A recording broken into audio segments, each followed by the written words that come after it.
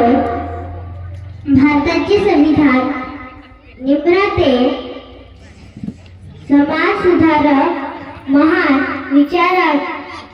विचारवंत भारत रत्न डॉक्टर बाबासाहेब आंबेडकर यांना माझ्या मानाच्या मुद्रा तसेच मंचावर उपस्थित मान्यवरांना व सर्व बौद्ध उपासक आणि उपासिकांना माझा जय भीम. करून जीवनाचे रान दिला सर्वांना सवतेचा मान, अशी भीमरावांची शान लिहिलेले त्यांनी भारताचे संविधान. डॉक्टर बाबासाहेब आंबेडकर हे भारताच्या इतिहासातील एक महान महामानव होते.